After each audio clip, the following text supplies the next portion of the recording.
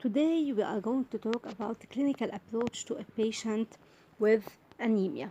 Anemia is defined as a decrease in the RBC count in the blood or decreased ability of the blood to carry enough oxygen to the tissues in order to satisfy the tissues with their oxygen needs.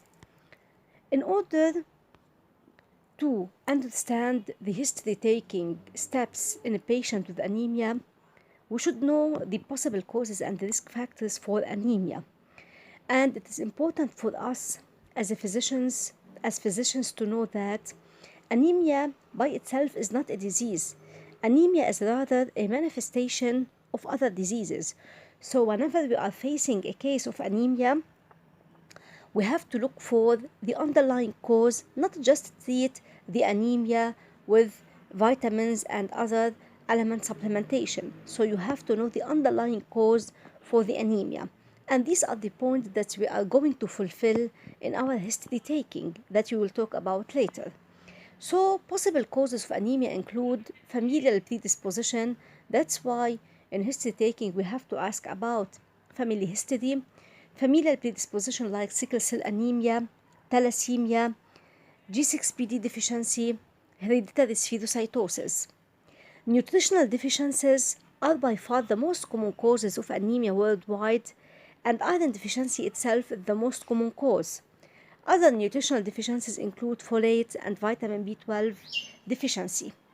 Hemolytic anemias are other possible cause, and they have a variety of causes like autoimmune, chemical, toxic, parasitic, and the trauma to the red blood cells as in patients with prosthetic or artificial heart valves. Anemia of chronic disease as in patients with chronic renal failure, and aplastic anemia, that's meaning that we mean bone marrow failure, and for example due to infections, due to cancer cells infiltrating the bone marrow. Iron deficiency anemia, as we mentioned, is the most common cause of anemia worldwide, and in adults, iron deficiency could be secondary to blood loss, as in gastrointestinal bleeding, and in females, in young females, heavy menses, menstrual bleeding are the most common causes.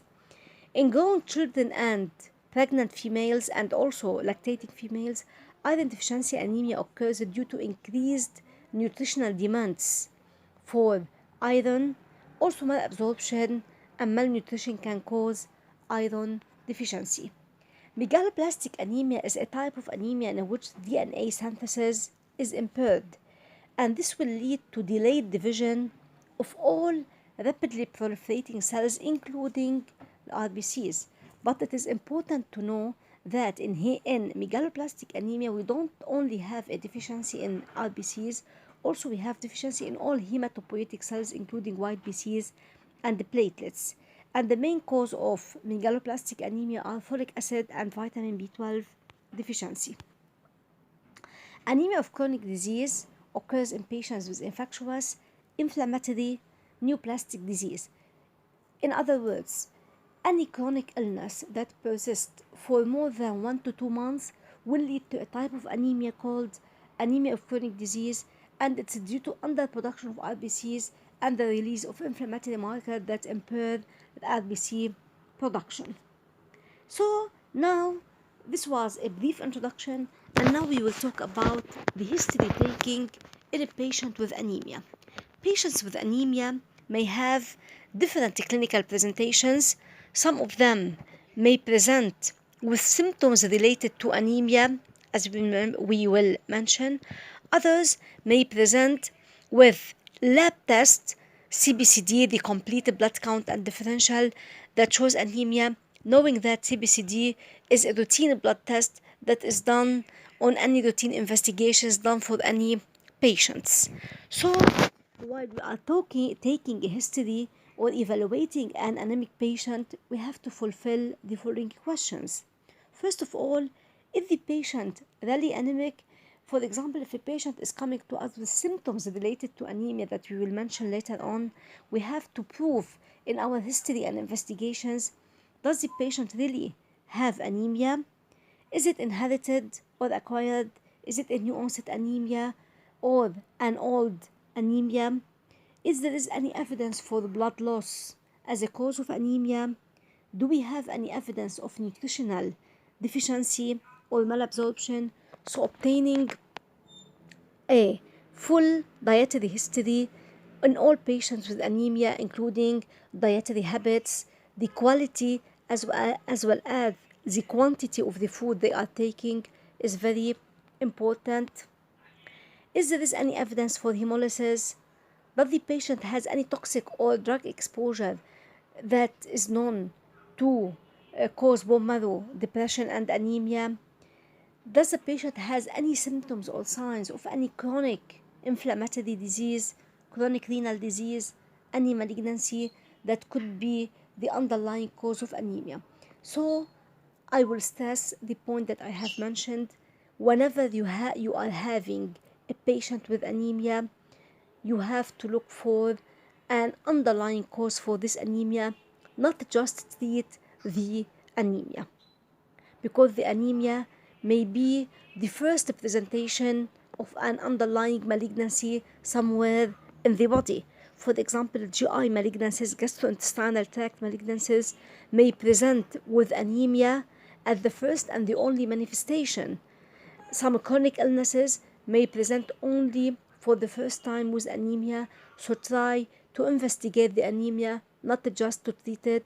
And I'm stressing this point because unfortunately, many physicians, many healthcare workers are satisfied only with giving any anemic patient iron and vitamin supplementation and tell the patient to go home and only take these vitamins, and the patient ends up after several months having an underlying malignancy that has been missed.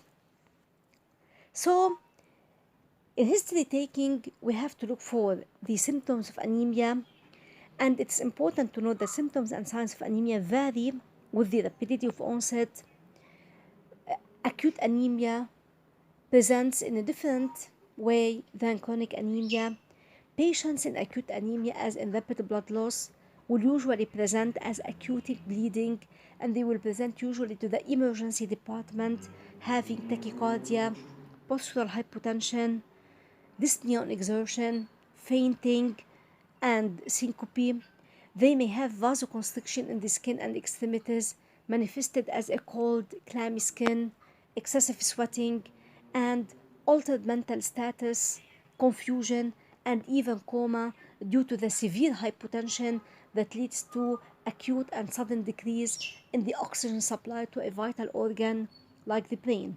So, this is the presentation in acute anemia, and we, as I mentioned, these patients usually don't present to the clinic.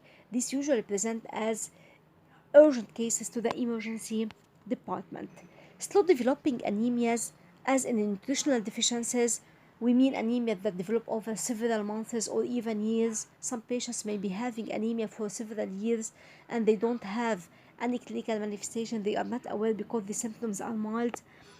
Slow developing anemia allow a gradual expansion of the plasma volume as a compensatory mechanism, though the patient may remain asymptomatic for a long time, months or years, or the patient may not only slight manifestations like exertional dyspnea, pale skin, and the mucous membrane. Asking the patient if he has an old CBCD is very important and very helpful to differentiate acute from chronic anemia. For example, if a patient has a baseline hematocrit of 40 1 month ago, and now he is coming with a hematocrit of 30, so this patient probably is having an acute anemia that should be investigated urgently.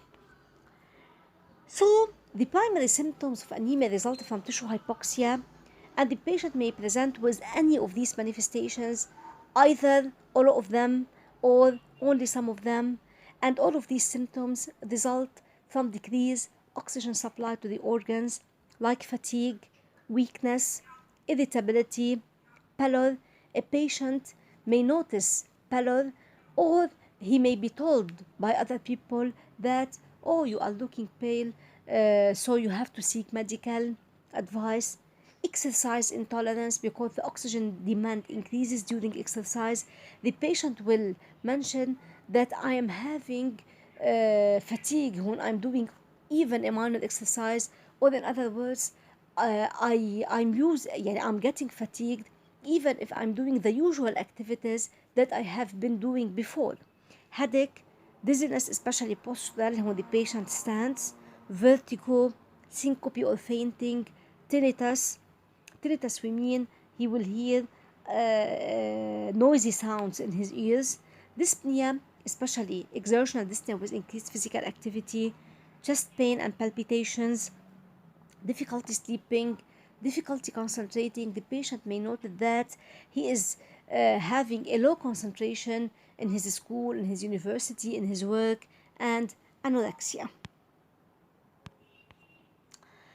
Also, when we are taking history from a patient with anemia, we have to ask about associated symptoms like blood loss, because these associated symptoms help us to diagnose the possible etiology or the possible cause of anemia. Any patient with anemia should be asked about the possibility of blood loss. And as we mentioned, the two main sources of blood loss are bleeding from the GI tract. So we have to ask the patient if he is vomiting and blood, what we mean as hematemesis. If he is having a black stools, we mean melena, and this means bleeding from the upper gastrointestinal tract. And if the patient has fresh blood per rectum, hematochezia, and this means bleeding from the lower gastrointestinal tract. Menstrual bleeding in females, we have to ask about the menstrual history. Does the patient have heavy menses? Do you see any blood clots? How long do the menstrual cycle last? And in all days you are seeing heavy blood clots, or only in a few days. So these are indirect ways to guide us to assess the amount of bleeding in these young females. Also, hematuria may daily hematuria on long term may lead to hematuria, we mean blood, seeing blood in urine, may be a cause of chronic anemia. Bleeding tendency, you have to ask about that the patient has bruising or hematomas, that is bleeding under the skin, bluish discoloration of the skin, and this can occur on minor trauma.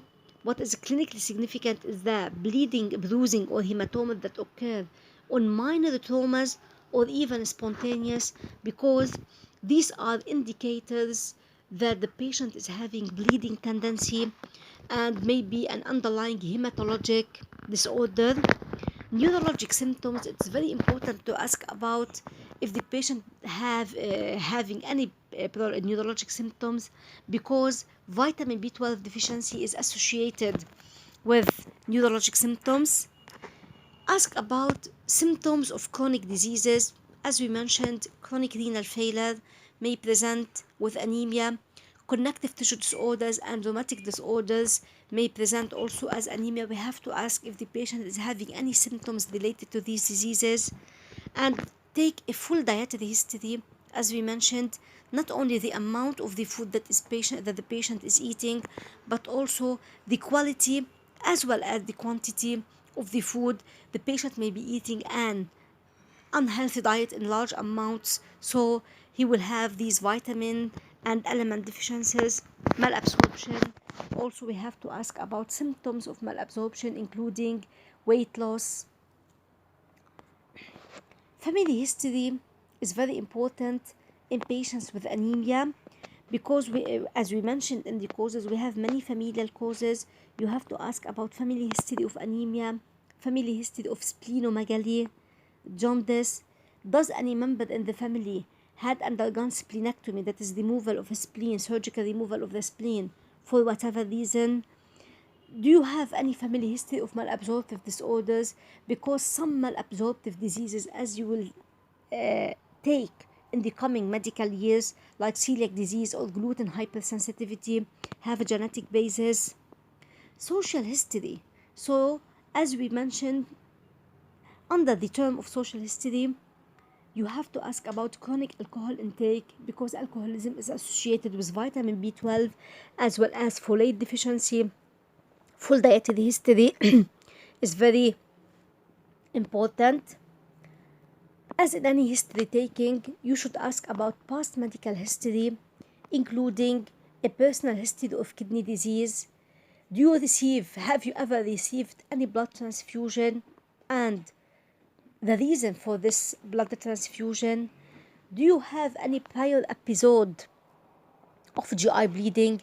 يعني have you been admitted in the past to the hospital because you vomited blood, because you had black stools, because you had fresh blood in your stools?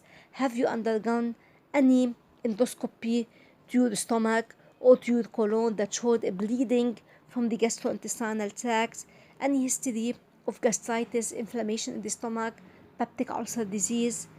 Do you have a history of bleeding disorders or excessive bruising? As you mentioned, bruising means bleeding under the skin.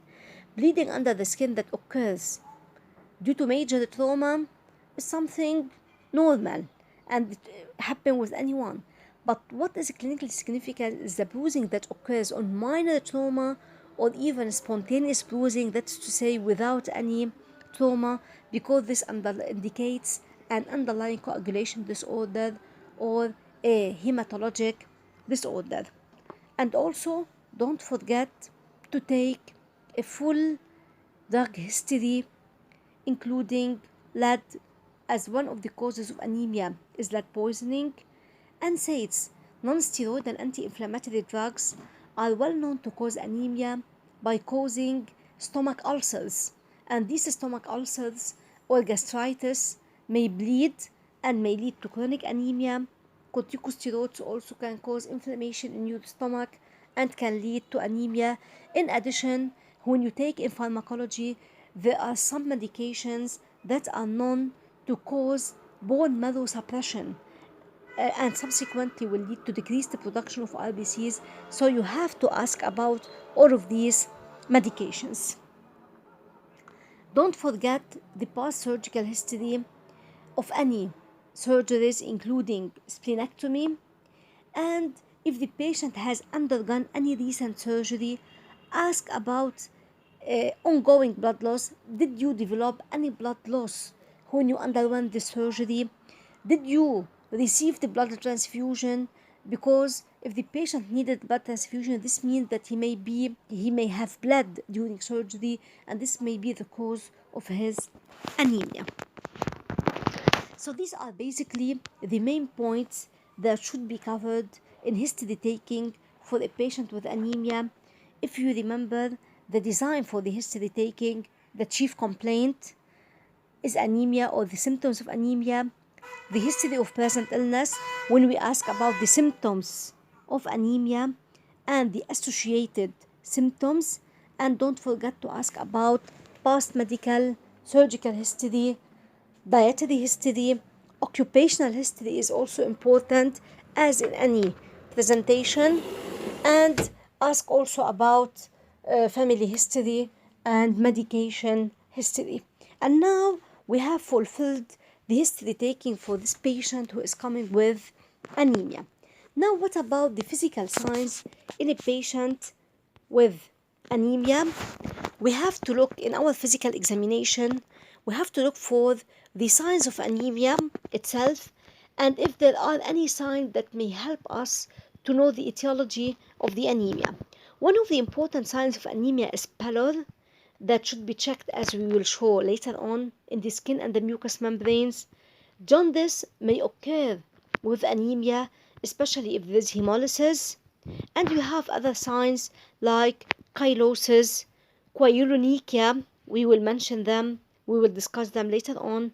Petechia and purpura are bleeding under the skin, occurring as small points, and this usually occurs due to platelet or vascular disorder, and it can lead to anemia. Also look for if we have examine the whole skin for any bruises or any hematomas. So this what we mean by chylosis or angular stomatitis. The patient will mention, he will say I am having these perioral lesions. عادة المريض بيجي بيقول لك بصير عندي حمو حوالين شفافي. This what the patient will express. This what we mention as angular stomatitis that occur in vitamin B12 and iron deficiency anemias. Chironychia or spooning of the nails occurs in patients with the chronic iron deficiency anemia. As you see, the nails are not flat. We have like spooning of the dorsal surface of the nails. You have to do a full physical examination in a patient with anemia. Every organ system, every system in the body should be examined, because we may have signs related to anemia or to the underlying cause. For example, when we examine the eyes, ocular finding, you will see pale conjunctiva. You have to examine the cardiovascular system, looking for tachycardia that occurs as a compensatory mechanism in anemia. Hypotension, and hypotension may be only orthostatic. Orthostatic means the blood pressure will be normal, but when the patient is asked to stand for around 30 seconds to 1 minute and we remeasure his blood pressure, we will find a decrease in his blood pressure. Hypotension due to pooling of the blood in the lower extremities. Murmur may be found in patients with anemia because these patients develop hyperdynamic circulation as a compensatory finding. Tachypnea may also occur. Hepatomegaly or splenomegaly, especially in hereditary anemias and in other types of anemias as well. Neurologic findings, you have to look for neuropathy and peripheral neuritis that may occur in patients with vitamin B12 deficiency, and also a full neurologic exam should be done, as you will take later on. In acute bleeding, all external orifices, the nose, the mouth, vaginal orifices in females, rectal examination, perianal examination should be examined to check for any external bleeding. And if the patient is having any trauma, the site and the mechanism of any trauma should be determined. Sometimes, if the patient is having external bleeding, it's very easy to check. What is more difficult is patients who present with internal bleeding that is not manifested externally. These patients may present only with hypotension and tachycardia, and they may be critically ill or sick. In these patients, investigations including images like total body CT scan may be needed in order to check if they have any internal bleeding. But first of all, you have to check for any external bleeding by examining all the orifices. To look for pallor, the best sites to look for pallor are in the mucous membrane of the lower palpebral conjunctiva, in the nail beds, in the pulmonary creases, and in the general body skin. But it's very important to note that checking for pallor is somewhat limited by the color of the skin. If the patient, some populations have the skin is pale. In black people, for example, it's very it is not possible to check for pallor by examining the skin. In these cases, we have to examine the nail beds and the conjunctiva. So, to examine for the pallor, you have to check for it in, as you see in the photo, you ask the patient to look upwards and you pull the lower eyelid and you check for it in the lower palpebral conjunctiva. Conjunctiva is a mucous membrane that's lining the inner side of the eyelids. So, as you see, conjunctiva is highly vascular. That's why if we have anemia, it will be manifested in the conjunctiva. In figure B, we have a normal vascularity and a normal color, but in figure C, you have loss of the demarcation of the blood capillaries, and this is one of the signs of anemia. You can check for pallor in the palms by comparing the patient palms with your own palms, provided that you are not anemic. You cannot do this if you are anemic. You have to compare the patient palms with your palm. But as we mentioned, in general, examining the skin pallor is limited by the color of the skin and it can be difficult in some populations. You can also check for pallor in the nail beds by pressing the nail, and you note, and then you release the pressure. Normally, the red color will return quickly to your nail beds. In patients with anemia, they may have pale color of the nail beds after you release the pressure, the digital pressure. Digital rectal examination, as we have mentioned, should be done in all patients in whom we are suspecting gastrointestinal bleeding. By doing this examination, we can assess for the color of the stool if the patient is having any blood or black stools. Now, we will talk briefly about the diagnostic workup. Of course, and if you are suspecting anemia, you have to do a complete blood count and differential, and to measure the RBC indices, the most important of which is the MCV, as we will mention, reticulocyte count, which is a blood test measuring the number of the reticulocytes in the blood. We will talk about its significance later on. You have to examine peripheral blood smear. Some types of anemia may have special manifestations when you examine the blood smear.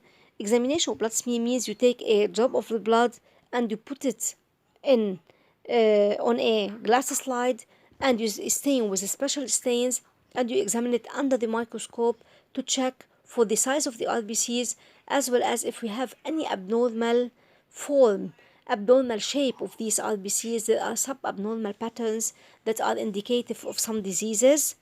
Bone marrow examination, but it's not necessary in all patients. It is needed only in patients in whom we suspect bone marrow failure as a cause of anemia or bone marrow infiltration. It's not done routinely because it is an invasive and painful procedure. Iron studies, including the serum iron, ferritin, and others, serum vitamin B12 and folic acid deficiency, bilirubin if you are suspecting hemolytic anemia, liver function test, thyroid test, hemoglobin electrophoresis. In some cases, especially if you are suspecting familial anemias, genetic predisposition like sickle cell anemia and thalassemia, they need hemoglobin electrophoresis. And if you are suspecting lead poisoning, you have to do lead values in the blood. It is important to know that, of course, not all of these investigations are done in every patient with anemia. It depends on the clinical settings that we, on the differential diagnosis that we formed while taking the history and doing the physical exam. So whenever you are suspecting a certain disease, you have to do the lab test that is specific for this disease.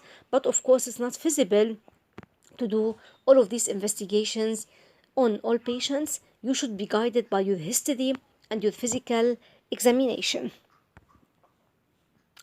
Iron studies including ferritin, which reflects iron stores, iron, total serum iron, and total iron binding capacity in the blood. It is helpful to differentiate microcytic and normocytic anemias. Of course, if you are suspecting megaloblastic anemia, you have to take vitamin B12 and folic acid levels.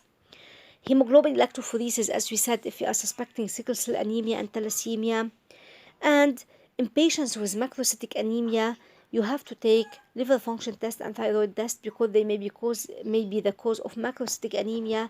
And in the last slide that we will mention later, we will put an algorithm that will guide us which tests to order first. Red blood cell indices, there are many RBC indices, but the most important of which are hematocrit, which is the percentage of RBCs in the whole blood. Of course, decreased hematocrit occurs in patients with anemia. Increased hematocrit, which is not our topic, occurs in patients with polycythemia, severe dehydration, and others. Hemoglobin concentration is the amount of hemoglobin in the individual RBCs, and it is decreased in patients with anemia. It is increased in dehydrated patients and polycythemia and other causes that are beyond the scope of our discussion today. MCV, mean corpuscular volume, actually, as you will see in the last slide, MCV is one of the most important RBC indices that should be measured in patients with anemia, because according to this MCV, we will classify our anemias as microcytic, normocytic, or macrocytic. First, what's MCV? MCV is the hematocrit divided by RBC count. It is a measurement of the volume occupied by a single RBC. In other words, it is an indicator of the individual cell size. Increased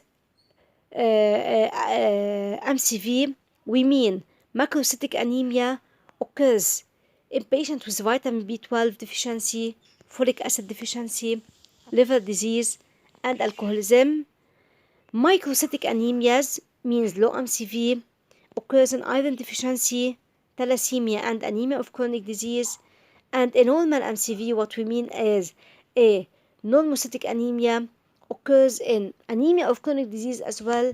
And if a patient is having a mixed pattern, and if he is having a microcytic and a macrocytic anemia. Reticulocyte count helps to determine. Reticulocytes are the immature RBCs that are produced from the bone marrow and released into the circulation, and so they are reflecting the activity of the bone marrow. So if we are having anemia with an increased RBC count more than 2%, this means that we have a hyperproliferative bone marrow. Let's say the etiology is not bone marrow failure, but if we are having a hyperproliferative anemia, a low reticulocyte count, this means that the cause of anemia is bone marrow failure. So increased values indicate increased erythropoiesis. Let's say the bone marrow is trying to compensate for anemia by increasing production of RBC, and so the problem is not in the bone marrow, but if you have decreased values, it means decreased RBC production. That's to say the cause of anemia is in the bone marrow itself, and you have to investigate the bone marrow, and this may be one of the indications to do bone marrow biopsy. So as we have said, on clinical basis, we as physicians classify anemia as non-mocytic anemia according to the MCV, as non-mocytic anemia, that say the MCV is normal, and non-mocytic anemia occurs in anemia of chronic disease, hemolysis, and acute bleeding, not chronic bleeding. Microcytic anemia occurs in patients with iron deficiency anemia and thalassemia, and in anemia of chronic disease as well. And macrocytic anemia occurs in vitamin B12 and folic acid deficiency. So this is our last slide. As we mentioned, whenever we are having a patient with anemia, we have to measure the MCV. If the MCV is low, this means that the patient is having microcytic anemia, and in this case you have to measure iron studies. If the patient is having low iron and ferritin and a high TIBC, this patient has iron deficiency anemia. If the patient has low iron, low ferritin, and low TIBC, this means that is having anemia of chronic disease. And we calculate the Manzer index, which is MCV over RBC count. If it is low, this is an indicator of thalassemia, and in these cases you have to go for electrophoresis. If a patient is having a high MCV more than 100, this means that is having a macrocytic anemia, and in this case you have to check for the presence of megalocytes and segmented RBCs in the peripheral smear. If there are megalocytes, which are cells with immature nucleus, a multinucleated nucleus, if you have this megaloblast, this means that you are having megaloblastic anemia, and the patient may be having vitamin B12 or folic acid deficiency. So you have to measure these values in the blood. If the patient does not have megaloblast, let's say we have non-megaloblastic anemia, you have to suspect liver disease, congenital bone marrow failure syndrome, thyroid disease, and alcohol abuse, and in this case you have to do investigations targeted to these causes. The last scenario is that if the patient is having a normal MCV between 80 to 100, this means that is having non-mocytic anemia. In this case, you have to take the reticulocyte count. If the reticulocyte count is high, more than 2%, let's say a hyperproliferative anemia, this can occur due to acute hemorrhage or acute hemolysis, and you have to do investigations for these causes. But if the patient has a low reticulocyte count less than 2%, that's to say a hypoproliferative anemia, in this case, you have to look for causes of bone marrow failure like leukemias, aplastic anemia, and others, and in these cases, you have to do bone marrow biopsy. So, this was in brief the main approach to a patient who is presenting to your clinic or to the emergency department with anemia. And as I have mentioned, the point that I've stressed several times in this lecture, again and again and again, anemia is not a disease by itself. Anemia is a manifestation of an underlying disease. Whenever you find anemia, you have not to stop at this step. You have to do further investigation to know the cause of anemia, because as you have seen in my discussion, anemia may be the first manifestation of serious disorders, including chronic diseases and underlying malignancy. And finally, I would like to thank you for your attention, and I'm ready to receive any your questions and any suggestions you have, and hoping that you have safe days, and see you قريبا إن شاء الله.